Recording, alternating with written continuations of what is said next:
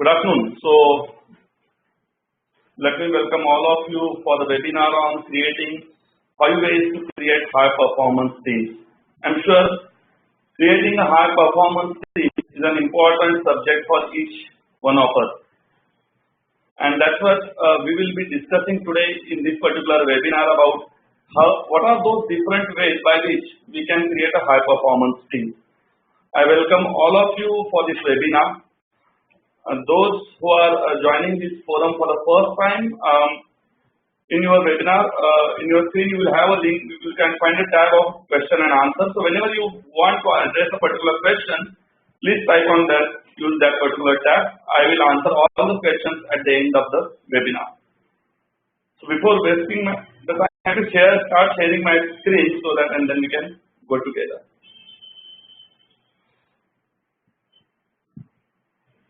Well, let's start by addressing what are the 5 ways for a top performance team. Before we talk about 5 different ways for a top performance team, let's talk about why the top performance in the team is important.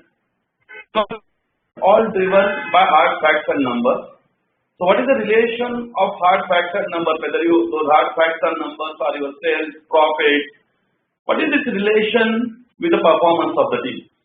So before we talk about those, let's go to the basic equation why the business exists. The business exists for profit, and profit is nothing but sales minus cost. So anything that improves sales improves the profit. Anything that reduces the cost improves the profit. Now, which are those things which improve the sales?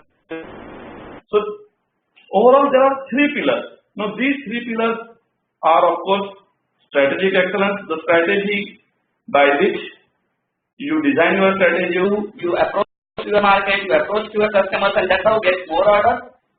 Then you execute those orders for operational excellence, you execute those orders in a most profitable manner. And in this entire piece, you have a design excellence where your innovative product as well as processes helps you to generate more sales as well as reduce its cost. So, to achieve hard facts and figures, these 3 are key important pillars of a business.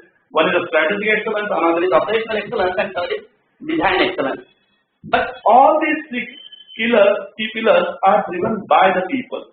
It's the people who design the strategy, it's the people who execute the operations, it's the people who also innovate the products and processes. So these people are the things which are touching 3 important aspects of the business. That's why a 4th pillar, which we call it as a people excellence, is very, very important. It's the people who are driving the entire business. So until unless we have a right team in place, when I say team, because when we talk about even people, the business is not managed by individuals. Let's say it's a family-driven or person-driven proprietorship organization, even though he works with the team. So until unless the entire contribute, these 3 pillars will not be of useful. That's why it's a people excellence which is at the heart of the business, which touches 3 pillars. If we also talk about some of the statistics, some of the surveys say that a high performing individual increases his productivity index of the team by 20 to 25%. So if individual is high performing, overall the productivity increases by 20 to 25%. Employees who exercise their strengths daily are 8% more productive and 6 times more likely to get engaged. The very important fact is, if a team is high performing team, there is a good likelihood chances of 1.9 times increased likelihood of having above median financial performance. Means a team which is an average performer versus a team which is a high performer, with the same size, with the same team strength, the organization can achieve 1.9 times more revenue than today. So that's an impact of high performing teams create on the organization. I travel across the world, I meet various CEOs across the world, I interact with them on these particular facts and figures, and everyone says, yes, this is true. If team performs well, if I have a high performing team, I can produce much more results than what I am producing today. But the $1 million question that everyone asks is how? How can I build a high performance team? What is that recipe that gives this particular dish which is called as a high performance team? So there are so many researches which are being done.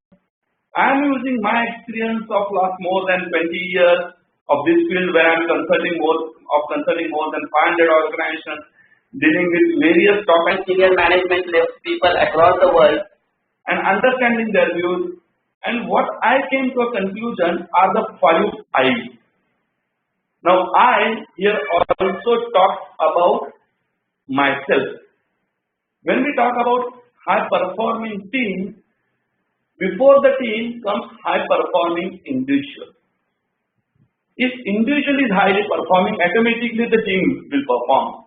So that's why if at all, as per me, if at all you want to create a high performing team, first focus on how to create a high performing individual. And I'm sure these I's will be of great help to you while creating a high performing individual. Now let's understand these 5 I's. This is the first time I am launching these 5 I's to the audience. The first I talks about involvement. I'll explain each I in detail. Second I talks about importance. Third, I talked about improvement.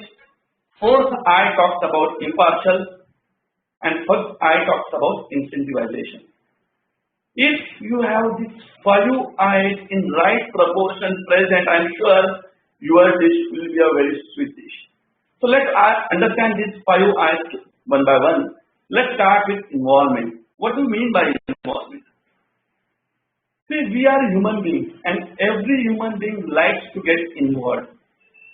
Every human being likes that his involvement is being sought by the organization. A highly involved individual definitely contributes towards the growth of organization. Even most of the organizations also say that yes, we agree that involvement of the employee, there is a terminology called total employee involvement, where you actually measure how many of percentage of your employees are involved. If you have good TEI, it is called TEI. If you have a good TEI, there are good chances that you can achieve organization's vision and mission.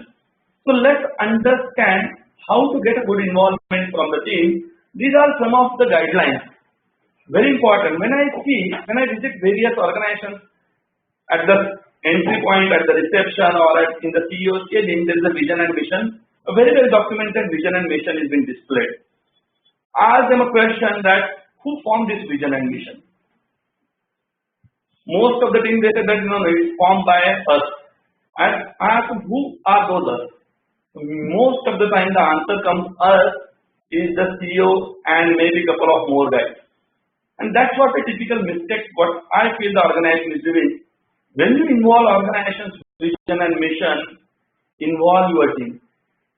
Involve all the stakeholders because you will be going to realize this organization's vision and mission with the help of a team.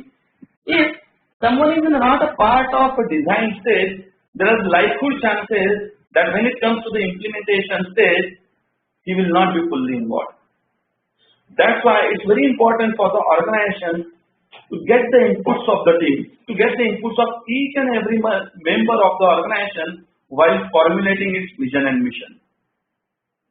After vision and mission comes the goal setting. Every organization sets different types of goals, whether those are annual goals, at organization level, those are quarterly goals, monthly goals, or in other ways, there are various other goals which can be your departmental goals, sectional goals, the project.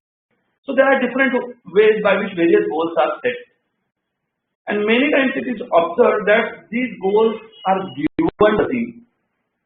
So when nobody would like to get something which has been given to him, everyone wants that something which has been discussed with him, agreed with him, he accepts that as their goal.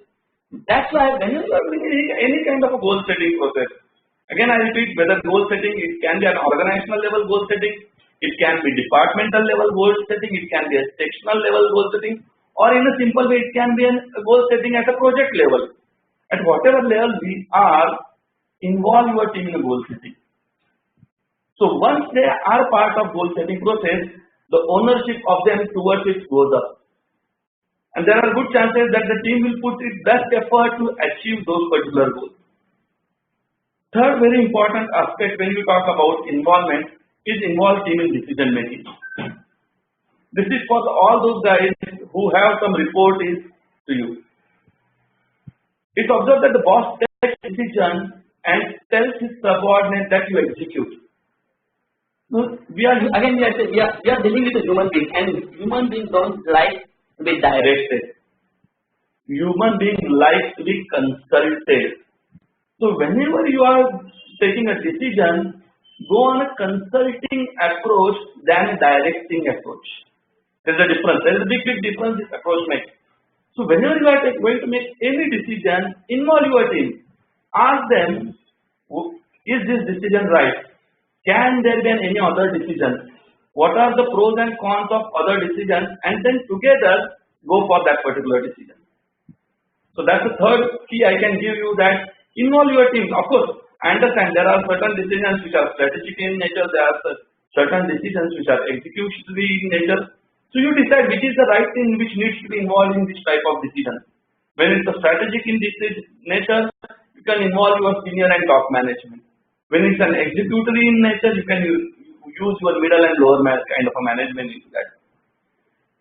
Then there are various organizational improvement programs which are driven by the organization. These are small programs, certain or some big programs. And I always ask them, how many percentage of your people are involved in your improvement program? The hardly answer I get is 20-30%. No, and when you go into further deep dive, you find it's the same person who is being part of various different programs, and there is a large set of team members who are not part of any program.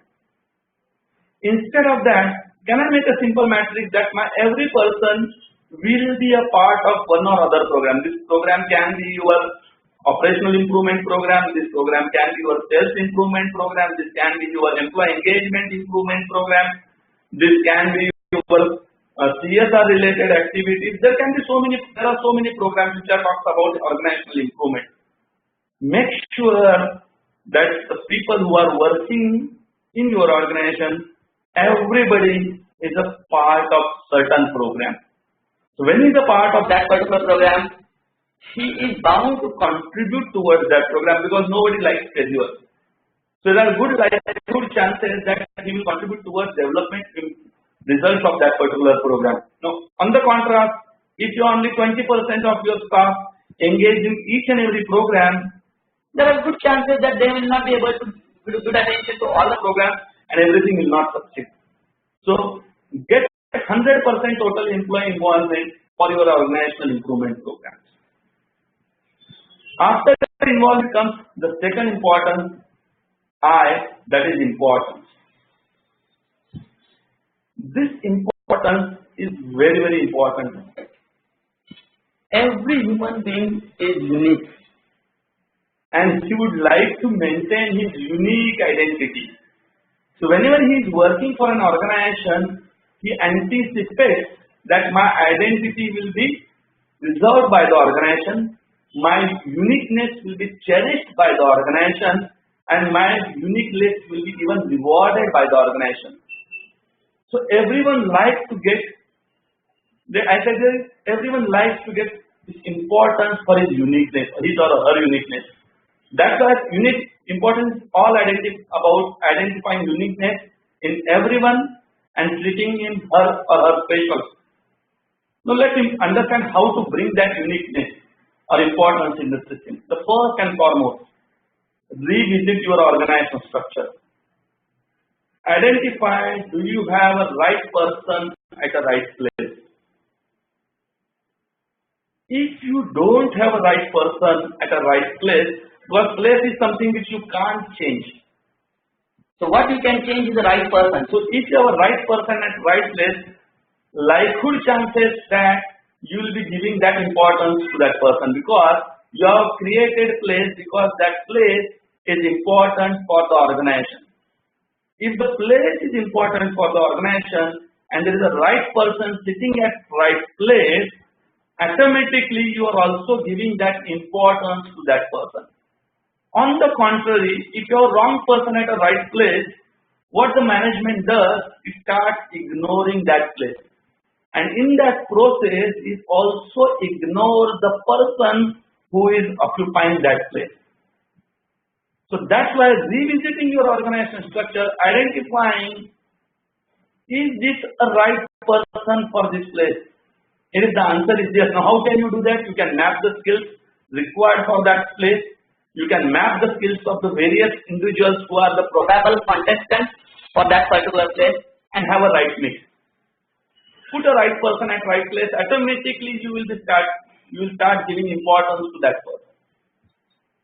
Second very important thing which you can easily do is give leadership opportunities for the project and task. There are very many unsung heroes which are present in the organization. These are the guys who are not very talkative in nature. They don't come up on their own. But at the same time, what I have seen that if appropriate leadership opportunities are given to these people, they also have that kind of a strength and they turn around the things. So it's an organization who has to think what are the different opportunities which I have, what are the different projects I have, which are the different tasks I have, and give those leadership opportunities to different team members.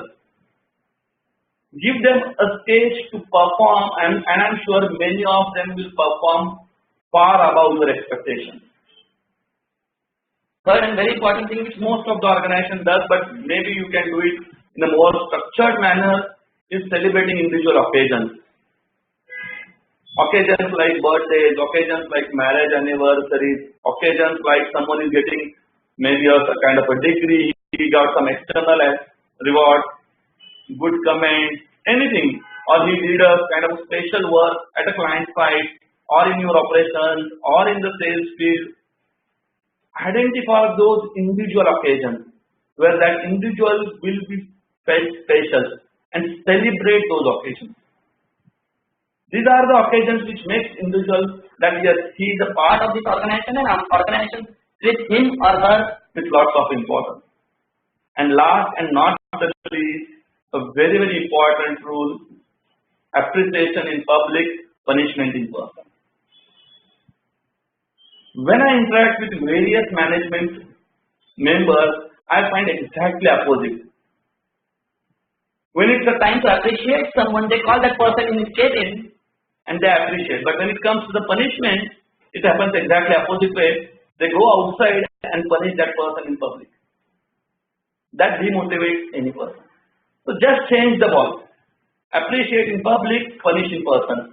That's a simple way by which also you can create this importance to the member. Because when you punish also in person, that person also understands like why you are talking this. So please follow the simple rule, appreciate in public, punish in person. Let's move on to the third important pillar, which is improvement. Here improvement talks about skills. See, every individual, whichever level he is in the organization hierarchy, he or she is looking to upgrade his skills with the help of organization.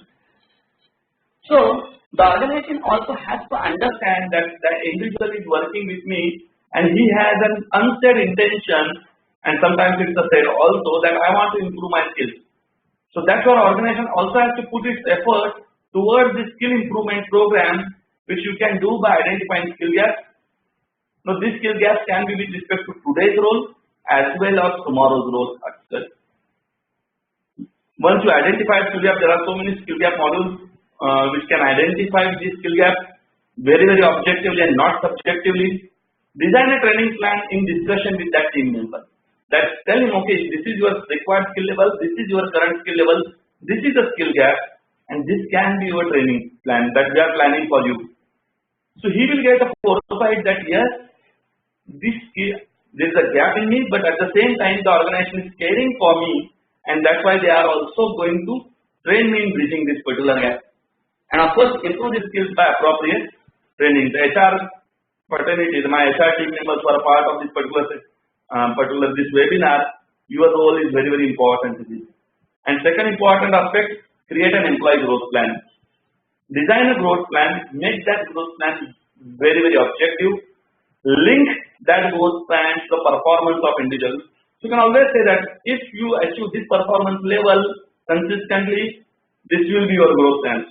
Someone said, okay, if you are always exceeding your expectations of the organization, you will be promoted every year. But if it's like meeting the expectation, maybe twice in a year. But if it's an average performance, might be 3 to 5 years. So that's where identify the performance standards, Link those performance standards to the growth plan, because each and every person wants to always think like, what is going to be my tomorrow? So if you create a growth plan and Publish those growth plans which is linked to the performance, high performer team members always understand, okay, if I perform well, this is what I am going to be. So create that growth plan, set up a monitoring and review mechanism, and very important, create success stories. When I say create success stories, identify few individuals who are actually performing and actually implement this growth plan on them, so that there is a role model for the other team members, and they will say that it's not a growth plan which is just on the paper, but in reality also this happens. So create those success stories and promote those. So these are the two simple ways. One is the skill development and second is the growth plan by which you can get an improvement pillar done. Fourth and very important pillar is be impartial. What the the one thing that employees hate is favoritism. And in most of the organizations, fortunately, or I will say unfortunately, more than fortunately, this do exist, unknowingly or unknowingly. So you have to be very, very careful when you talk about this. Be impartial. Don't entertain any favoritism in your organization. There should not be any discrimination. Discrimination with respect to gender, discrimination with respect to religion, discrimination with respect to caste, tribes, or anything. Please ensure a policy of zero discrimination. Now, this is very important. There are some members who are driving their family managed businesses who are a part of this webinar. And for you, I have worked with various family managed businesses, and for you, this special thing, even there should not be discrimination on the account of whether he is a family member or non-family member. Most of the family managed businesses, I observe that the other parts they take care of it, but when it comes to family member versus non-family member, there do exist some kind of a discrimination, and that affects the growth of that organization. That's right. Implement a policy of zero discrimination, follow it very, very strictly. And very important also, favoritism culture by being transparent and to objectively while evaluating the performance of individual, while finalizing various incentives, while finalizing various rewards, recognitions, and even the celebrations. So very important here. For all those parameters, evaluating performance, finalizing incentives, reward, recognition, celebration, create a policy first. Create a policy that how you are going to objectively measure each and every aspect. What is and what kind of rewards and recognitions you are going to use. So create your policy, have your policies correct, have those policies objectively set, then don't give any element of subjectivity in any of those things. Because when you talk about if subjectivity takes care of objectivity, override objectivity, all those things when you talk about reward, recognition, incentives, instead of motivating people, it creates demotivation in the team. So that's why remove the element of subjectivity from your system. Whatever your performance management systems are there, your appraisal systems are there, move from subjective systems to an objective system for each and every, and then this objectivity is common for each and every team member. Make it in public and ensure that it is common for each and every team member. And that's how you can be impartial also. And very important, incentivization. Now here, many people say that incentive is a bad word for many of the management professionals. I don't consider it like that. At the end of the day, people are working in the organization to satisfy their financial aspirations. So that's where an organization has to do some steps in order to satisfy those. So that's where whenever employees ask, like, what is need for me, when it becomes a new initiative, anything that you launch, everyone has in their mind a very, very important question that what is the rate for me? Instead of running away from that particular question, address upfront. Address upfront that if you perform like this, you will get this. Now, when I say this, it is not necessary that you will get something monetary. It can be non-monetary things as well. But some kind of incentives are required for employees to perform. Very important. Design some money earning opportunities for your team. It's not bad. If organization is going to get $10, you should not mind in spending $1 on your employees. What's wrong with that? But be creative here, and that's where the role of management comes.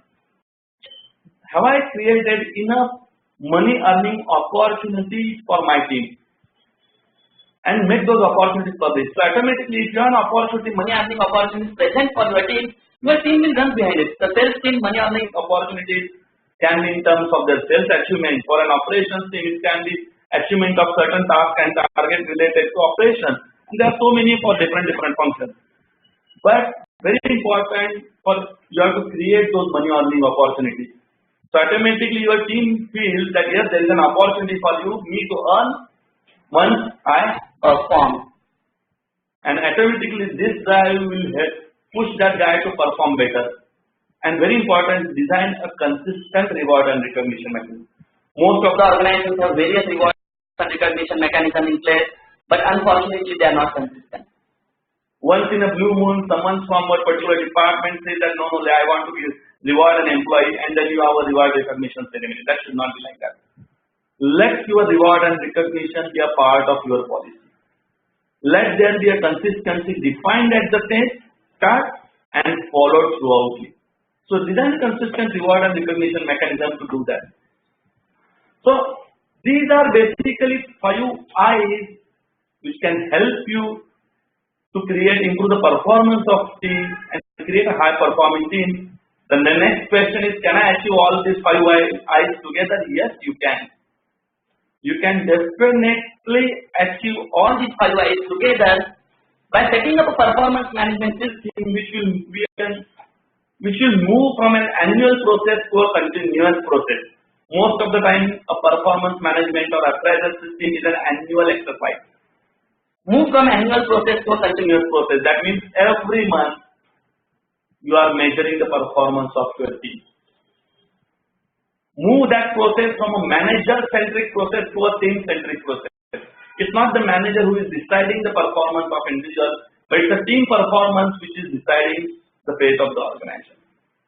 Move from hierarchical type of performance management system to a multidirectional performance management system. We don't have enough time because this webinar is limited just for 30 minutes. That's why I will not be talking too much on this, but of course, if you all are interested, we can have one more webinar on the same subject about how to move from hierarchical system to a multidirectional system. Move from a performance management system which is a competitive nature to a developmental in nature. Evaluating of performance management system from a subjective in nature to objective in nature. Don't keep your performance evaluation as a secret, but make it transparent. And don't hate our relationship based. Move from relationship-based performance management system to a data-based relation. So it's the data which will decide the performance. So if you follow these 7 to 8 elements of setting up a good performance management system, automatically you will be achieving all the 5 I's which are being talked upon. These are some of the dashboards of a good performance management system where you can, in a nutshell, each and every employee can see his company score, automatically understand, okay, this is my score, so that's where this is my company score, and he feels that, okay, I know my company score, so I am a part of my company. Then even at a departmental level, each and every member of that particular department can see his departmental scores. Of course, this is an outcome of an objective-based performance management system that we set up for our client. Even he can see his individual score on a regular period of time. You can see that employee can see his month-on-month kind of a score. So implement this performance management system. These are some of the dashboards which I was sharing. But of course, there's a much more work to be done in order to implement an objective-based performance management system. Those who are interested can get in touch with me. Of course, we can discuss in more details, and we can, if required, everyone feels that we can have one more webinar in time to come on how to set up this objective-based performance management system. So, team, that's it from my side for time being. So, what I presented today is the 5 I's which can help you to create a high performing team. I guess it's exactly 30 minutes. Any question and answers, I'll be happy to answer those.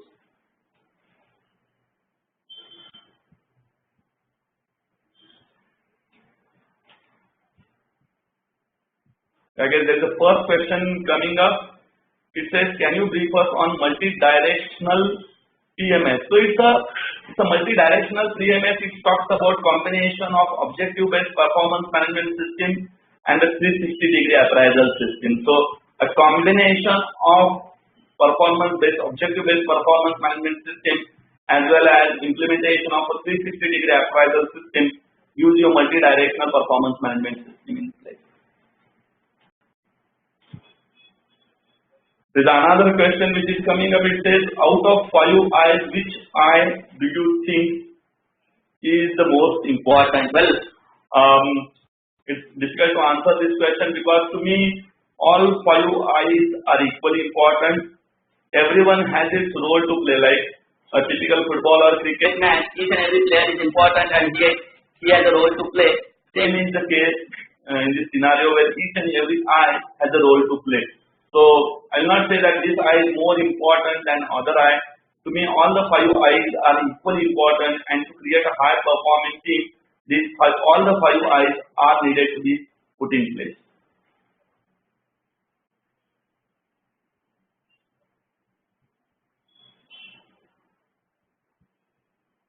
I guess I'll wait for another minute before I close this particular session.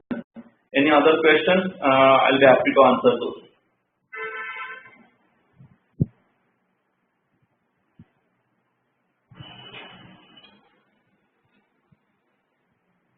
Okay, thank you. It seems the questions are over. I again thank all of you. Okay, there is one. Punishing person or should the mistake be discussed to? Well, let me understand the question once again. Punish in person or should the mistake be discussed so that the others can learn from? Yes, but there are different ways of it. When I say punish in person, yes, you can help that individual to identify what are the mistakes done by him in person, and then in terms of horizontal learning, what you can do is that there is a different way. In terms of horizontal learning, instead of naming the person, you can show the situation so that the person is protected. That's why I say punish in person, but yes, for horizontal learning, without naming the person, this can be discussed. There is a third question which is coming up, which says how to engage people at lower level of hierarchy. They are generally not appreciating such initiatives. Yes, of course, because why the people in the lower level of hierarchy don't appreciate such initiatives? Because they are not been involved. Again, it goes to those 5 R's that they are not been involved. Most of the programs which are run by the organization are either run by the top management or at max is the middle management. So if you just identify if you list out all the programs and list out the names of the leaders of that particular program, all the project leaders, you'll find that none of the people from the bottom level are the project leaders. So one of the way you can do that, have a bottoms-up approach. For a particular project, involve your bottom team, make them the leaders. It's not necessary that the organization hierarchy has to be followed in each and every case. In certain projects, you can have your operator or your supervisor as a leader and a manager as a member. If you can have such kind of a project, automatically I'm sure you will get more participation from them. Also, the second part, rewards and recognition. It is also rewards and recognition also. Create a separate set of rewards and recognition for different levels. Even your operator level should be a part of rewards and recognition. So that's also what you can do about it. There's another question which is coming up: is appraisal possible on monthly basis? Of course, yes, and it is very much possible. And I will go one step further. It is must, because if you do appraisal once in a year, it is not serving any purpose. What you are doing is a postmortem.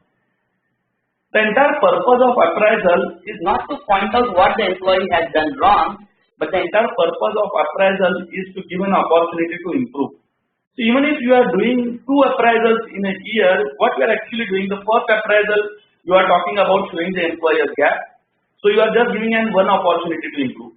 Whereas if you do on a monthly basis, actually you are creating 11 opportunities for that person to improve.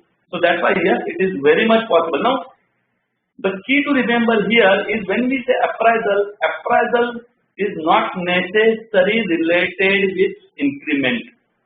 Giving that increment letter, promotion letter to employee is a different terminology, and appraising an employee is a different way.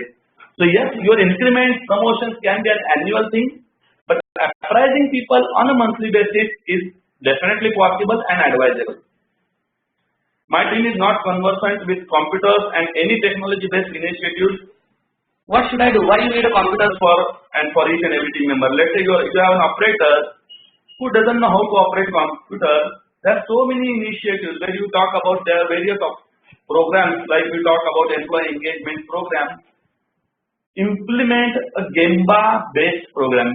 When I say Gemba is a Japanese word which is place of work.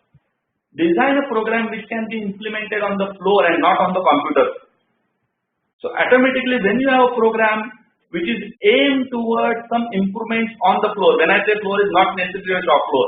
Let's say a salesperson, there can be a program which he can implement in his market. Accounts team can have a program of a business process improvement which they can implement in their particular department.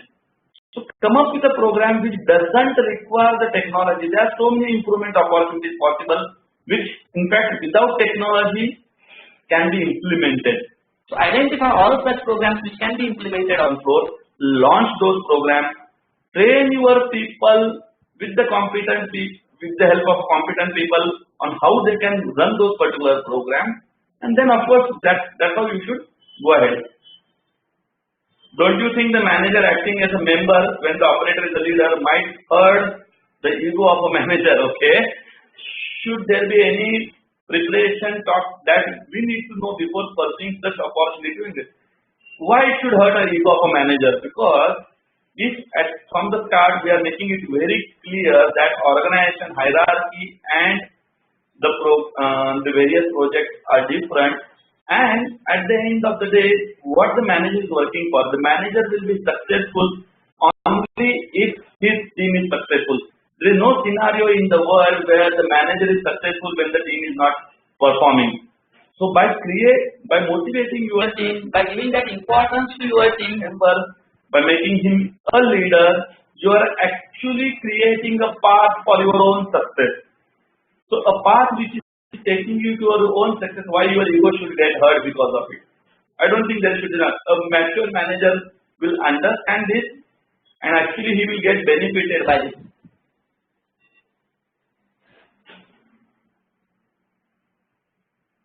Any other questions and answers? Any other questions? I'll be happy to take those.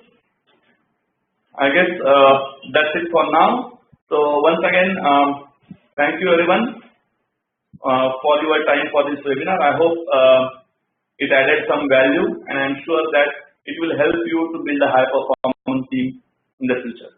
Thank you very much.